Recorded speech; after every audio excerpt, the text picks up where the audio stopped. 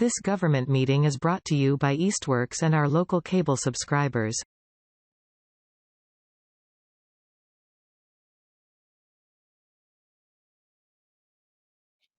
Okay.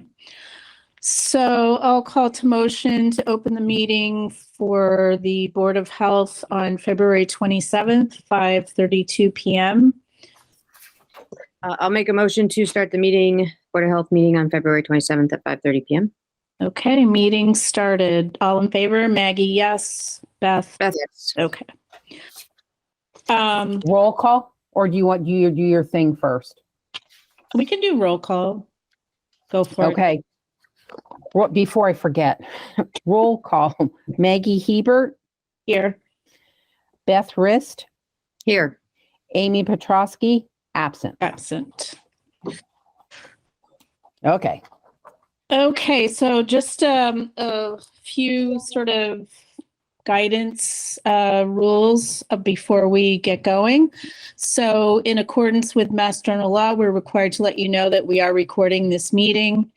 We'll begin with public comment portion of the meeting. During that time, speak time is limited to 3 to 5 minutes.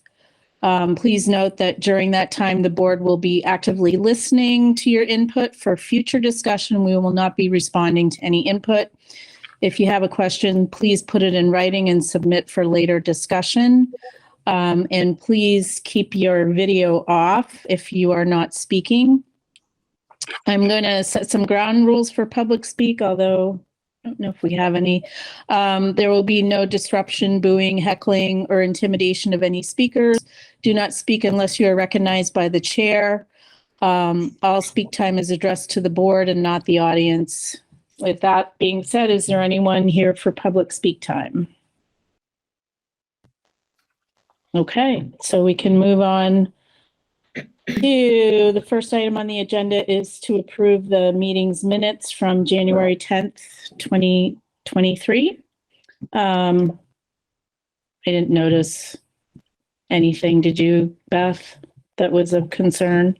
No, I'll make a motion to approve the minutes from the previous meeting. I forget the date, January 10th. 10th. Thank you.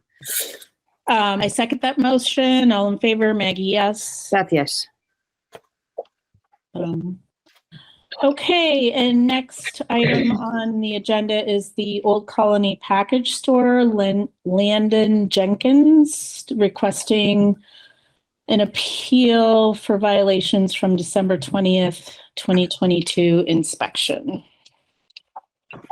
So I can give a quick overview and then we can let Landon. Landon, are you able to come on video or no? He's muted. Can he unmute himself or no? Let me see. I think I just got to figure out how to do it because I'm not used to Zoom. There's like a little. Can you hear me? There's a Yeah, little. we can hear you. Camera underneath your. On A there. little microphone or video camera. Sorry. I hit the microphone Okay. Yep. and it says turn. So can you hear me now? Oh, Yes. we can hear you, but we want to see you. The next All right, button over there. Oh,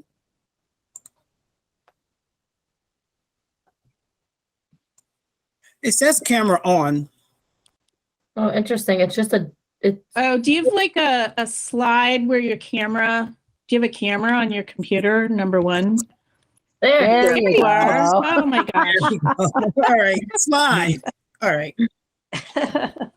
All right, go ahead, Bree. Yes. So, hi Landon. Thank you for coming. Hello. So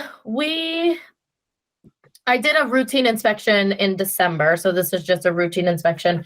And just so the board's aware, the state in 2018 no longer required us to permit establishments that had prepackaged non-temperature controlled foods.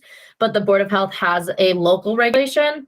Northampton has one. I think South Hadley has one. We had the ability to continue permitting those establishments. So just so for background, Old Colony Package Store is considered the lowest risk that we do permit. So just, Lynn and I have kind of talked about that. So he's considered a risk one. And I did reach out to the state before we get into it today about whether or not just straight alcohol would require a permit, because I thought, maybe if they only had like one rack of chips and they were willing to get rid of those, we could just not permit them at all. But alcohol is considered a food when it comes to the retail food code. So long story short, we have to permit them. So there are 2 bathrooms in the establishment, and one is used by, and Landon, you can correct me if I'm wrong, one is used by employees, and one is used sometimes by like the delivery drivers. So that's kind of their second bathroom. And they have a mop sink in there, which looks like your typical mop sink, like it's a large sink. Hand wash sinks are typically like, I would say like 12 by 12. This is a pretty large sink, so it looks like a mop sink. But it's the only wash sink. Yeah. Can I interrupt? Is that in the one used by the delivery drivers? Yeah. Or the one? Okay. But employees sometimes use it, maybe, Landon, or no? Yeah. Yes. Okay. Mostly the male employees. Okay. It's strictly the male employees using Okay. that. It's a tiny little bathroom, and it's just got a toilet and the hand wash sink. So here's kind of the conundrum that we have is you have to have a mop sink on site. So, and you have to have a hand wash sink in a bathroom. But a hand wash sink can't be used for anything but hand washing. So when we go in to do inspections, we shouldn't see in restaurants, for example, coffee grounds or straws, or you shouldn't be putting drinks down the drain or food down the drain. That's strictly for hand washing. So I was talking to Landon and I thought, well, why don't you just, since you already have another bathroom, why don't you remove that toilet? That's no longer a hand sink and it's just your mop sink. So you kind of kill 2 birds with 1 stone. You get to keep the mop sink as your mop sink, remove the toilet. And because there was another bathroom, I thought that was doable. And I'll let Landon kind of say his side of things after too. That was where I was at. I asked him to remove the toilet. A couple other things, the walk-in floors of the walk-in refrigerator, both refrigerators, I think, are wood. And unfortunately, wood is just an unapproved source of flooring because it's permeable and you can't technically clean it. And then there's some FRP board, which is like a plasticky covering a lot of restaurants use. And it's just kind of not tight fitting, in disrepair, kind of falling in areas. So I gave Landon until July to do the floors and the FRP board. And then the hand wash sink was more of a sooner rather than later thing. So here's kind of where I'm at. It's really no surprise that this is a really low risk establishment. So it puts inspectors in kind of a weird situation because technically they have to comply fully with the code, even though they're the lowest risk. And I understand that. So I came up with a couple different options today, and it will ultimately be up to the Board of Health. So you could uphold, what I originally cited, in the way that I cited it, or, which would be removing the toilet, or the Board of Health could require a plan from Landon saying that he'll keep the toilet and mop sink and hand wash sink, but he'll have some type of policy in place that the cans and bottles. So what Landon said is he uses that mop sink, which is understandable. Cans and bottles, they may break during transit. So he'll open up a package of maybe beer and they'll be exploded. So he's got to kind of rush them over to the mop sink. So maybe just having a policy in place saying, if you do use the hand wash sink as a mop sink, you'll, empty the mop sink within 30 minutes and clean it in between. Something that just says like, yes, I'm going to use these as both, but you've got to, we don't want to go in there on an inspection and see that there's been cans in there for maybe 6 hours, 7 hours. The other option is just instead of removing the toilet, having the Board of Health vote that he won't use that as a bathroom anymore and just having him put up a sign that says out of order or do not use. Or like I said, you can just uphold just removing the toilet completely. But I want to give Landon an option to speak because I kind of spoke a lot, but that's just kind of the background of where we're at. Okay. Yes. I was hoping that we would have a good relationship with the Board of Health, and with that bathroom, it is. I think it's, with all due respect, a little ridiculous to have to remove a perfectly working toilet. And I don't use that as a mop sink. I use a yellow bucket for a mop, and we fill it with a hose. And then if I mop, and that's what I used to do. And now I even use a Swifter, where I use disposable mop. Every time I mop, I use disposable one and I throw it away. But sometimes that bathroom jam, the women's bathroom jams because of toilet paper, and we have to get a plumber in there. So it'd be nice to have another bathroom instead of having them not having a bathroom. And that bathroom has been there for 50 years. And I have no problem doing out of order, but it's strictly for if a delivery person comes in, or the mail, like myself, or we have another guy in the back, and we use that. And sometimes customers, every once in a while, can I use a bathroom really quickly? And I'm not letting any guys come in and use the female bathroom, but it is necessary to keep that bathroom.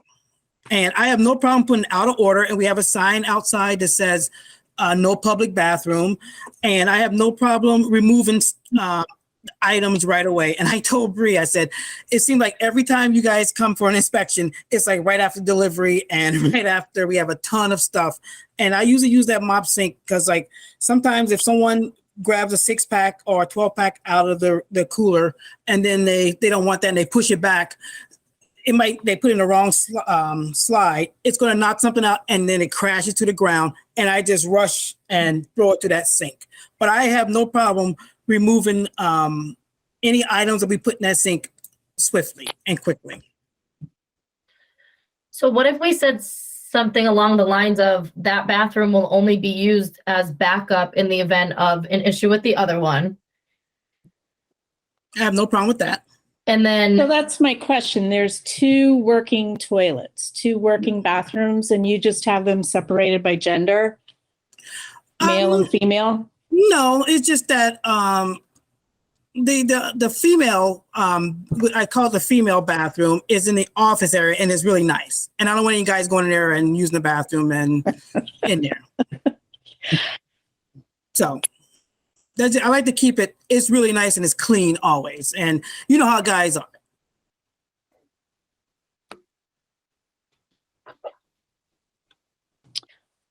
Go ahead, Bree. I was just thinking, I want to come up with some type of solution that kind of just works for all of us, with understanding that, they are in the lowest risk, but also understanding that, I never want to be that inspector that leaves issues for the next person, which is kind of what's happening to me, because like he says, the bathroom's been there for 50 years. And I don't want, the person after me to have this issue, and the person after me. I've kind of pride myself on like doing my job correctly, but I also want to kind of, take into consideration what we're up against. So I'm okay with some type of compromise. Maybe I can follow up with a letter to Landon after you guys vote on something that says that bathroom will be used as backup in an emergency, that the other bathroom is out of order. And if that hand wash sink has to be used, if we want to use that, because I can't say use that hand wash sink as a emergency mop sink, because you technically have to have a mop sink all the time. So maybe we'll just say, that mop sink will also act as the hand wash sink in the bathroom. However, after utilizing the sink as a mop sink, it is understood that it should be, immediately clean and sanitized as soon as possible. I can word it in some way like that, if that makes sense. I mean, I think if you're comfortable with that, Bree, I'm comfortable with that. Yeah, so I for some reason I thought there was only one bathroom, so I'm like, what? Wait. So you would, just to be, so that I'm clear, the bathroom that has the mop sink in it would have an out of order sign on it, so no one would use it. And then if it was had to be used as a backup because the nice bathroom gets clogged, you would go in and sanitize the sink after it's been used as a mop sink. Is that what we're saying? I can do that. No, but just Bree, is that what Oh, you? sorry. Yeah, no, I think that works, and that covers the Board of Health, right? So we've done our job upholding the food code as much as we can. I guess I would ask that there be a sign over the mop sink or some kind of sign that reminds people that they have to sanitize it after using it as a mop sink. You know, if it's going to be used to wash hands. And then you agree to repair the flooring, change the flooring and all those things, Landon? Of the bathroom? Of the walk-in fridge and the FRP board? Yes, I have definitely repaired it already, and you guys should definitely come and do a physical tour of the place. And I definitely repaired it, but I didn't put the PVC plastic. That was just my way of like trying to insulate it even more. But those coolers are solid. They run at between 35 and 39 degrees. And we have brand new coolers, fans in there, and they're solid coolers. So but it was in disrepair when she saw it, but I did fix it. What about the wood flooring? The wood floor is it's a solid floor. It takes a lot of abuse, and it's really not financially feasible for us to remove it. I mean, we got an estimate from one of the guys who did the fans about replacing it, and he's talking about $30,000 to $40,000 each cooler, and we have two, and that means we have to do the ceiling and everything, and then we would have to close for a week, and that's just we don't have that money. We don't have it's financially unfeasible. You can't just cover the. So there's no way to just cover, is the wood flooring inside the coolers or? Yes. Outside the, inside? It's inside. So you can't just cover it with some kind of linoleum or something? She suggested something like that, and I'm like, it is a major task to do that because there's so much, you need to tour the place because there's so much alcohol on the floor of it that we would have to remove that. And all that product is going to be lost because once it's cold, you can't just put it in someplace warm and just forget about it. And I think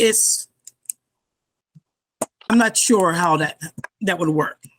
And I don't even know if it's necessary because I don't mop as often because we don't spill often. But when I do, I use a Swiffer and it's clean, and I even bleach it.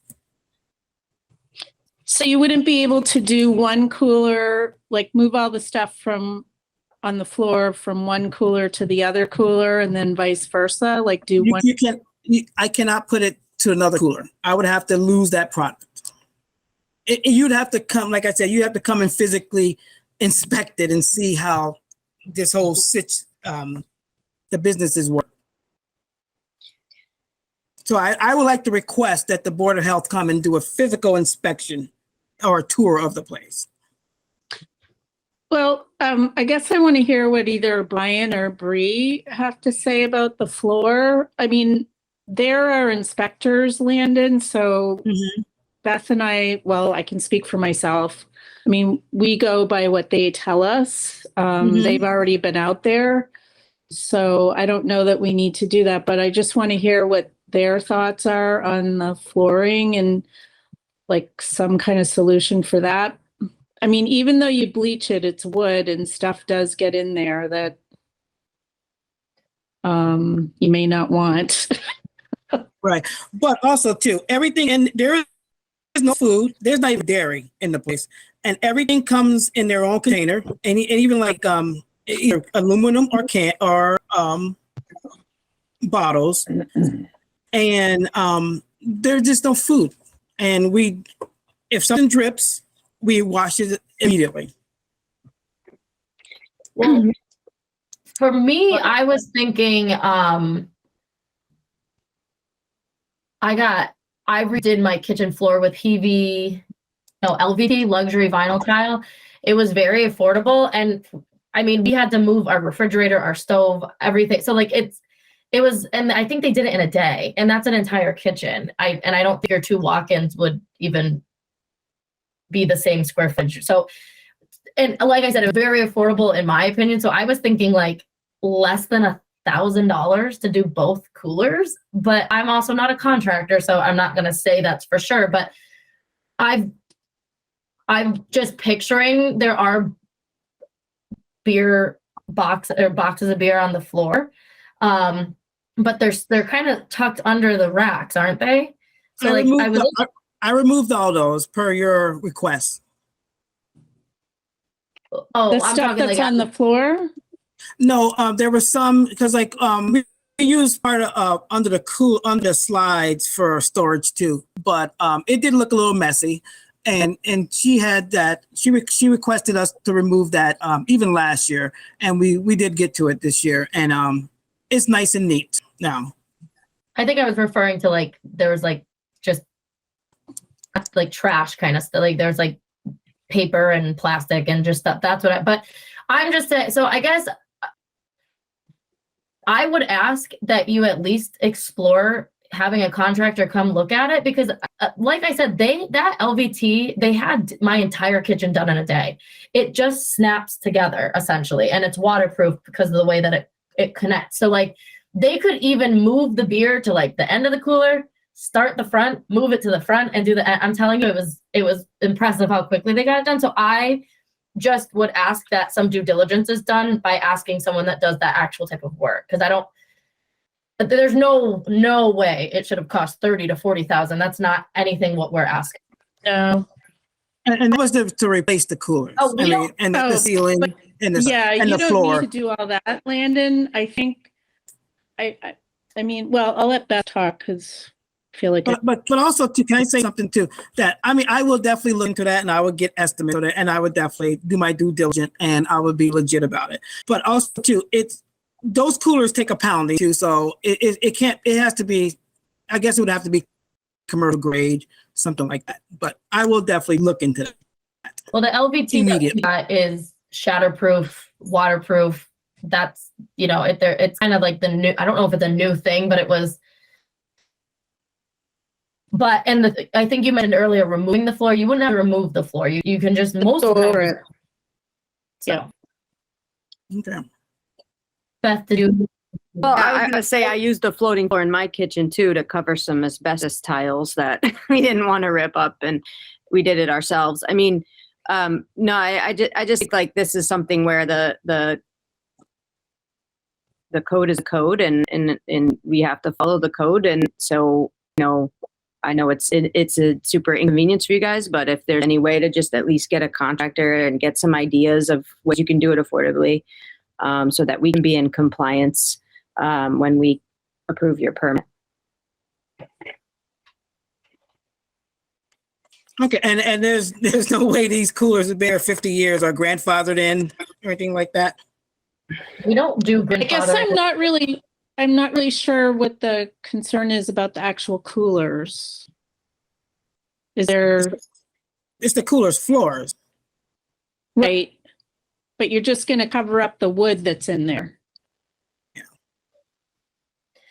In the building code, sometimes grandfather certain things like smoke detectors if your house was built a certain year, but the health code does not do grandfathering. So this is kind of, it's kind of unfair to Brian and I that we have to come into some of these establishments because things have been, either missed or ignored in the past by previous inspectors. It's not their fault because someone will come in and find things that I missed for sure. I think it's already happened with Brian.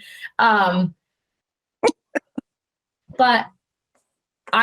we can't just not do our job, and right. I think that too, like at a certain point, I have to actually follow through with my job. I can't do too many, right. agencies. So why don't we say, do you want to give us some quotes in 30 days? We'll say like by April 1st, you'll provide Brian with some quotes.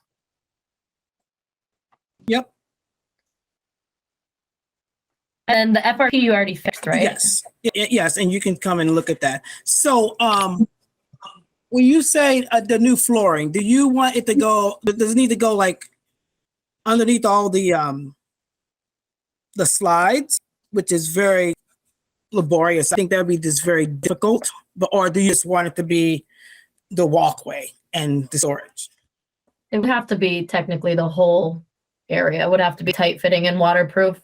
But like I said, they go around trim and baseboards and stuff like that all the time. And it's not like, and Brian may be able to speak to it. I know Brian has caught other establishments with concrete or wood and stuff like that. And some people do epoxy. You can also look into epoxy because that might just like go down smoothly, where the LVT, they'd have to like cut around the like brackets and stuff. So I would look into epoxy, LVT, tile, stuff like that. But I think the LVT is cheaper than tile, and tile breaks, where LVT supposedly doesn't shatter. But Okay. All right. So if I get this LVT, let's say we do this, and let's say somehow it starts breaking. Am I going to have to rip it up again? Rip it up and put a new floor down? well, technically, Because I don't want, we don't want issues after this. We want this to be one time, and it is what it is, because it's going to take a beating. It's going to take a beating. These coolers take a beating.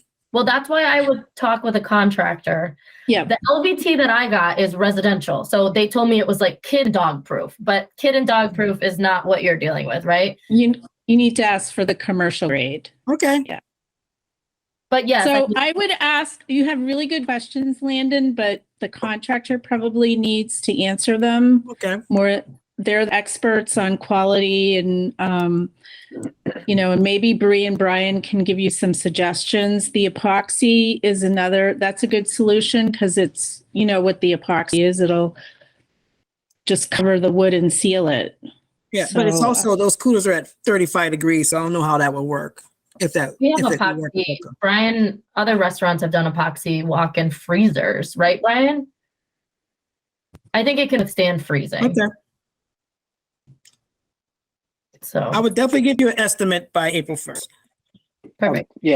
Sorry, just to add in, I've seen epoxy in walk-ins and kitchens and various temperatures, and my uncle owns a epoxy business, and I know he does commercial kitchens all the time and stuff like that. So I know it's recommended. It's supposed to have like a really long lifespan. I think people put epoxy in their garages with vehicles on it. So I think that could also be an option. So I'm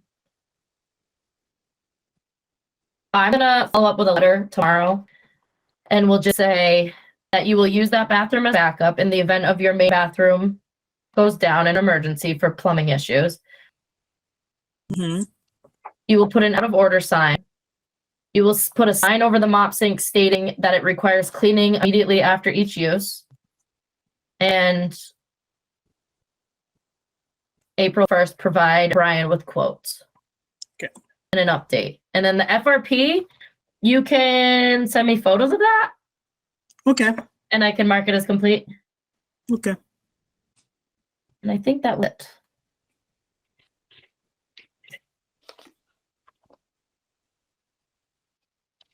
Sounds good. Thank you. Thanks, Lane. Thanks, Thank you. Landon. Good luck Yep. with those quotes. Thank you.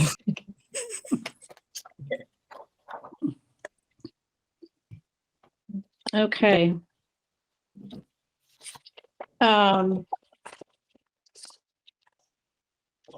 Next item is the budget for 2024. Yeah, I think the last time I sent it to you, it was still in draft form. Yep. But I had my meeting with the mayor 2 weeks ago, last week, and she approved it as is, which was, to be honest with you, kind of surprising. But she asked me to make some adjustments because Liz right now, including her, so Liz's salary is completely paid with ARPA. And then like her trainings and education and mileage and all that, those kind of expenses are also under a separate ARPA PO. But she wanted me to incorporate those operating expenses into our budget, which increases it substantially because last year it was about 3,900 and the mayor approved a health agent position. So essentially changing Brian's position to health agent and then hiring a 20-hour-a-week inspector. So we're essentially adding Liz and an inspector to our budget. So it went from 3,900 to 8,700. But the reason it's high is because Liz's supervision requirements or supervision for her LISSW license, she gets supervision hours. It's $2,800 a year. So really, without that, we didn't increase that much. But we've already blown through our mileage budget for when we go to trainings. We've for this year, conferences, hotel costs, and stuff like that. There's a conference that Brian and I both go to, which is a really good one. It's the annual health department one in the Cape. So, you know, so I put all of this back into the budget and she emailed me and said she wants to meet with me for 15 more quick minutes about something. So I don't know if she wants just some clarification on things, but because you guys voted on a draft, I just wanted you guys to vote on the most recent version, which I sent to you. Okay. When did you send it? I would have sent it. I think I sent it with the agenda. Yeah, it's right here.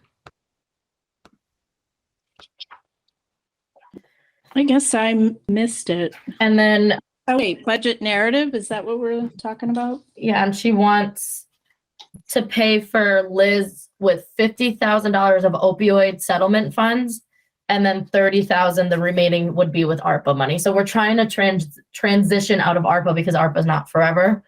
So just so you guys, those were kind of the major changes. Okay.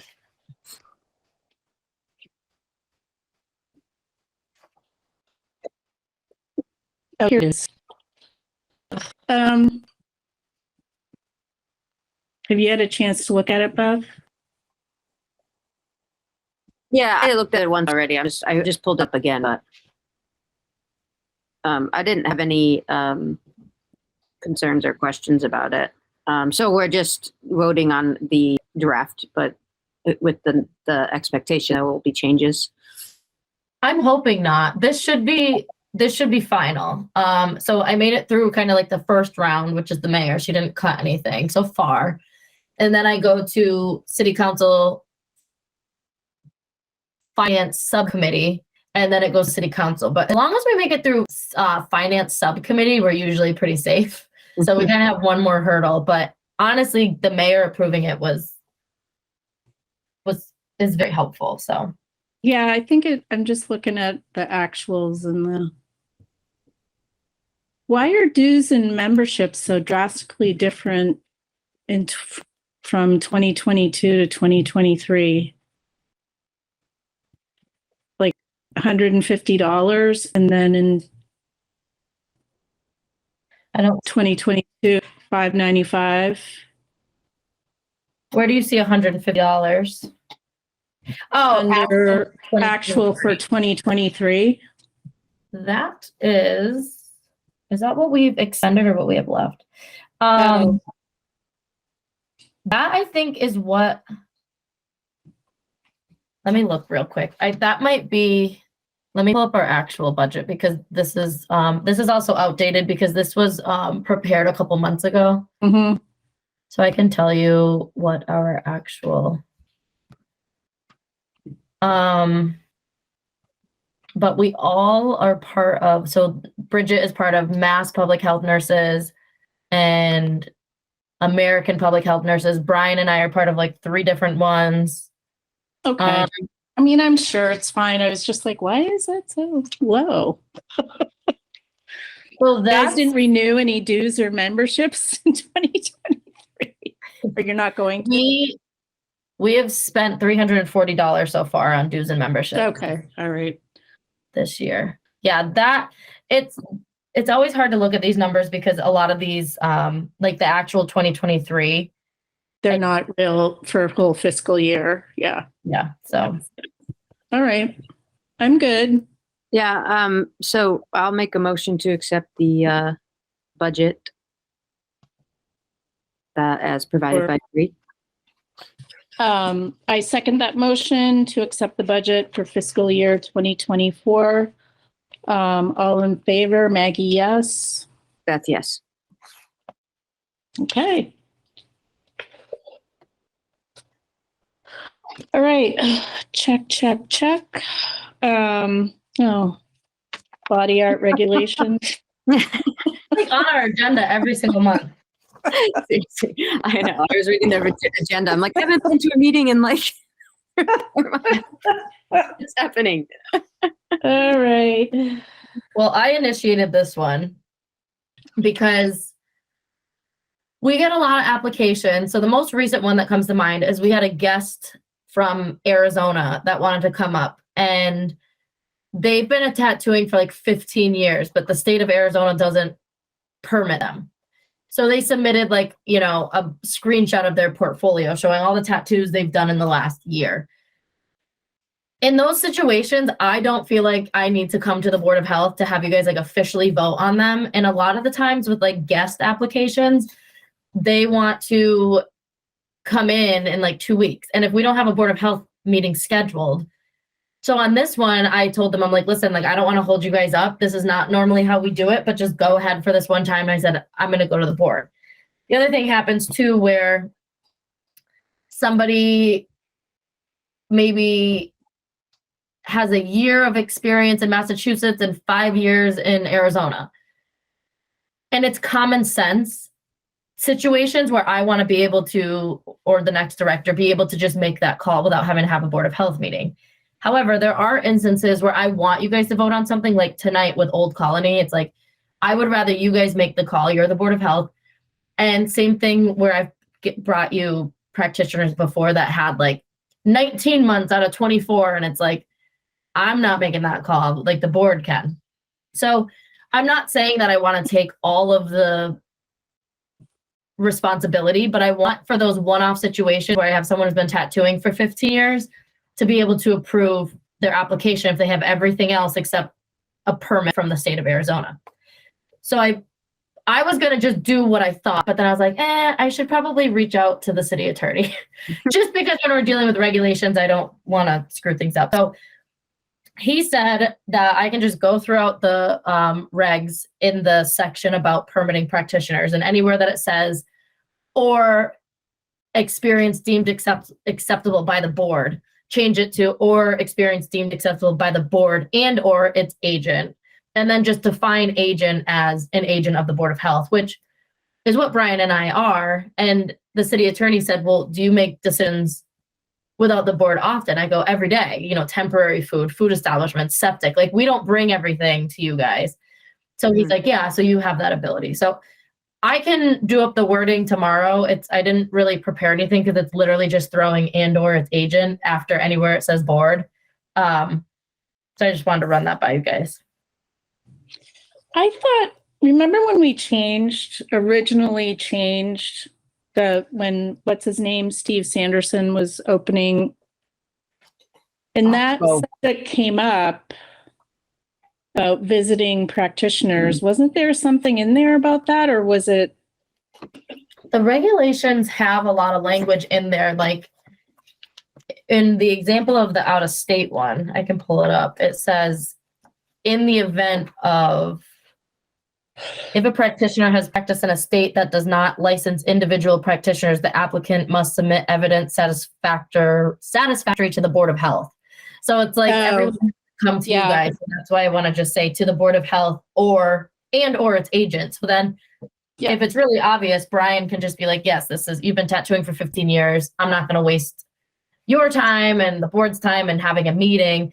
And in the example of the temporary one, I would have had to call an emergency Board of Health meeting because we weren't meeting between the time they were coming up here. So it's really just to, you know, for those one-off situations. But trust me, like there's times where I don't want to make decisions. I'd rather the board do something more on record. So it's not going to give the agent all of the power, if that makes sense. Like they still should be coming. No, yeah, I get it. Do you think that there need to be any criteria to help you make the decision, or just go by your intuition? Well, for me, if somebody can submit the CPR, first aid, bloodborne pathogens, and their skin course, and then the only thing they don't have is a license because they're in a state that doesn't license them. Like, I don't think that that should be held against them. But in the instance where Josh came in front of us from Black Labyrinth and his apprentice didn't have anything on paper, and they were in a state where there are regs, and even though they're local regs, or we have someone recently that came in with 19 out of 24 months of experience. So this is a little bit different because I think you guys need to always approve variances. I don't think Brian or any director should approve variances. But in the instance where it's just a matter of discretion on whether or not 10 years in Connecticut is satisfactory and they have everything else, I think that that's fine. Okay. I was gonna say, like, if they meet the criteria to get a permit here, then Right. As long as they have the proof of all those other things, the list. Yeah. Yeah, because it says here already, like, so in order to be a practitioner, you have to have a course on anatomy. Well, this is for body piercing. You must have a course on anatomy. So it says shall provide documentation acceptable to the board. You guys don't review general applications. They all come to us. Right. So a lot of times board is just, I was hoping to not have to change anything because technically Brian and I act on behalf of you guys every day. So I was hoping that we could just say like that we are the board in a way, but I do want to differentiate in the regs because there are situations where we shouldn't make decisions like variances. Well, And also later, if you're leaving and if Brian ever is gone, we need to not be open to error of interpretation. yeah, I can. So there's several instances throughout the regulations where it says like it's up to the Board of Health. I don't want to change all of them. I just want to change them. I may just change it. Change the out of state one. So I need to look into it a little bit deeper tomorrow and figure it out, and I can just keep you guys updated on what we do. All right, that sounds good. So we won't vote on anything tonight then? Or Yeah, why don't I come up with language and then you guys can finalize it next month. Okay.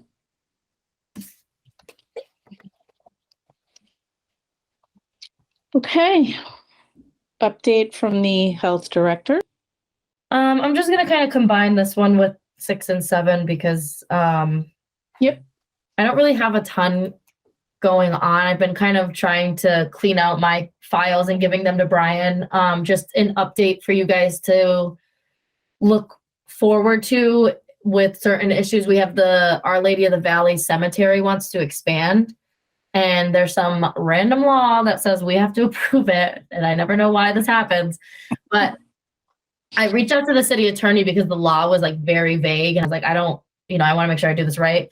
And he sent me an email with bullet points, which is really helpful. So first, conservation has to approve it. They've already done that. Second, the DEP, Department of Environmental Protection, has to approve it. It's with them right now. Once they approve it, it comes to you guys. You'll have to hold a public hearing, post in the newspaper once a week, 2 weeks in advance, notify abutters, like all this stuff and as long as I told Brian, I said, if DEP has no problem with it, we're probably not going to. Conservation and DEP, if they check it off. So I left that file with Brian. It has we kind of went over it today. So that will probably be down. Where is their cemetery anyway? I don't even know. Everett Street. Mm-hmm. No, that's St. Bridget. Well, I guess that's Our Lady of the Valley. I think. It's called St. Bridget's. That's my neighborhood. Yeah. Mm-hmm. Maybe you'll get an abutters notice from us. You probably I would. I don't know where Interesting. they want to expand to. The It- pond? Yeah, like towards Lower Mill. Kind of. The pond. So that's coming down the pipeline. Camps are coming. I don't know. We've just got some pending housing cases and stuff, but so the 9th is my last day, March 9th. I did tell the mayor that, I'm open to helping with the interview process. I'm open with, she wants me to attend the budget meetings. So the city council finance subcommittee one, which I think I'll tell him Brian can come with me. And then the final city council one, which is usually pretty easy. So for the interim director, I figured it probably made most sense for Brian to just absorb that because he's naturally going to anyway, whether he wants to or not. He's just by himself. So he's gonna, so we've been going over kind of like budgets and the PO process and all those kind of like, payroll, those little things. So I think you guys should just vote on it and then he can work out details with HR about how that works and stuff. But I figured you guys should have some type of formal vote or something. Yeah. I will make a motion to have Brian Chapdelaine, hope I said that right, serve as interim Board of Health director or health director. Sorry. When Bree leaves. So that would be March 9th. As of March 10th. 10th. That's what would it be? Would it be March 10th? Because even though it's a weekend, there's still. Yeah. I got Technically, called last weekend, so it happens. Okay. So March 10th. I second that motion. All in favor, Maggie, yes. Beth, yes. Yay, Brian. Just Congratulations. realized, Brian, you can't help with interviews. Yeah. I wonder, do you guys think like Bridget or Liz would be good to help with interviews or? Possibly. I was talking to HR today. It's really interesting kind of how the health department Bridget and Liz are such a huge part of it, but our core day-to-day, like 70% of what we do is probably inspections, permitting, complaints, code enforcement. I think it's confusing to people because there are some applicants today that I reviewed with HR, and I think people get confused about director of public health because there are some people that have amazing community health backgrounds where they have tackled tobacco and diabetes and obesity, and they do that kind of work, but they're going to struggle when someone comes in and they want to put a well at that condominium complex. You have to know that side of Oh, why did you have to say that out loud? it, right? But that's like, He did in the office too, and I groaned.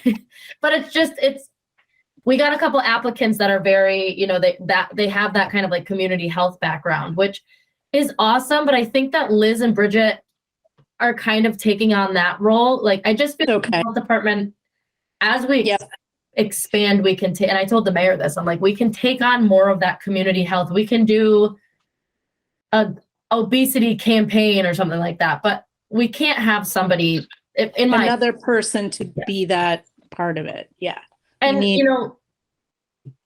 need someone a director to oversee like just all of the code enforcement stuff that can get really messy. So okay. And you can help with interviews, you think? mm-hmm. Will we be interviewing these candidates? Is that Definitely. I don't know what your schedule is, Beth, but usually, yeah. And I don't know. But if you can't, that's okay. I'll do my best. I can review this for you Don't guys. sweat it.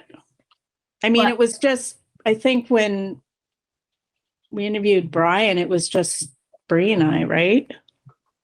Yeah. Yeah. And technically, I have to look into this, but most of the time, the Board of Health is the hiring authority. So just so you guys know, like, don't worry, like, no one's going to hire the health director without you guys. You guys have to Right. the call. So, Right. I think, I don't know if it's so health director may be a mayoral appointment. I'll look into that and get back to you. But either way, you guys We're will be involved. Yeah. in the hiring process. Yep. You're the first health director we've had, so who That's knows? true. And that was not easy to get either. I remember. Oh, But you did it. so, Okay. Anything? So Brian, I hope you're okay with all that, even though you don't really have a choice. Yeah. I mean, I think I've had good leadership underneath Bree for the past few years. I know I still have a lot to learn and a lot to that I'm not familiar with, but I think I've got at least like a good foundation underneath me, So, And I'm sure Bree is looking all Mhm. away. yeah. And then there's that's always you had expressed Northampton. that. There's always the other departments too. So Right. Yeah, that's what Bree has expressed to me. That there's always somebody to reach out, and usually whether it be somebody from the state or from other department, or so always somebody to kind of fall back and get support. yeah, I called Northampton today about a question. Mm-hmm. The thing with this job is you'll figure it out. No, I don't even have like this cemetery thing. I didn't have the answer to it. Yeah. You kind of have to just know who to ask. So yeah. thanks. So anything else, Bree? Not really. That's kind of the gist of it. So the next meeting, I probably won't be here. So Brian will coordinate all of that and go from there. I guess my question is, Beth, is this a good Monday nights at 5:30? Is that we've had so many conflicts with scheduling. I really think, especially with change with Bree leaving, and as consistent as possible every month, if you can do that somehow. Yeah. So the tricky thing with my job is if surgeries run late, I have to stay. But we are transitioning to a new hospital, to a new OR this month. And so there'll hopefully be a little bit more predictability in my schedule. And I'll be able to tell you an exact day that work. It won't be Monday because I'll be working 12 hours on Mondays, but I will tell you, I can email. Yeah, because I mean, when Bree before the pandemic, we always met the same night, the second Tuesday of the month, whatever it was, at 6 o'clock, or I don't know. I prefer consistency myself. Yeah. I just have to figure what day would work. Okay. But I do think that is possible with the changes that are coming. I just have to look at my schedule and see what makes the most sense. Okay. Because I mean, believe me, I know the challenge trying to fit this in, but it's part of being on the board is we have to try and, do as much as we can. And I understand jobs and children and families and everything, but just really want to try to do that as best we can. So I know Amy can't do Mondays. Yeah. So, well, it's kind of we'll have to, Jackie, maybe, or Brian, I don't know, maybe, or I can send an email to everybody and just say, please let Jackie know your days available as soon as you can and the times that you are available. And then, or Brian, or Jackie and Brian, whatever. And then we can kind of see what the common denominators are once why is a new OR going to make your schedule better? They're adding an OR for you? No, they built a brand new OR. So they're Uh-huh. transitioning us from daily to this new hospital, the new part of the hospital. Part of that is they've changed the way they're Okay. scheduling surgeries. So they're doing this like block time, and it's dedicated robot time. And so, like, I know my schedule. Like, for example, one surgeon will be like the first, third, and fifth or fourth, if applicable, Monday of the month or whatever. She'll have these surgeries. So like, it's just to be a little bit different schedule, but like I'll Maybe know more flexibility. right. Like every second Monday of the month, I don't have surgery. I won't be late. You know, like, so I'd be able to say with consistency, like this Monday of the month, I know I'll be available. Okay. I have to look at it because it's really complicated and I can't tell Yeah. you Yeah. No, yeah, the top of my head what that is, but that's fine. And then, of course, we have to make sure Jackie and Brian. I know. And that's it. Like I gave availability to all of those doodles. It's just that getting all three of us. That was Well, you and Amy Take- have the more challenging schedules, I think. So. Yeah.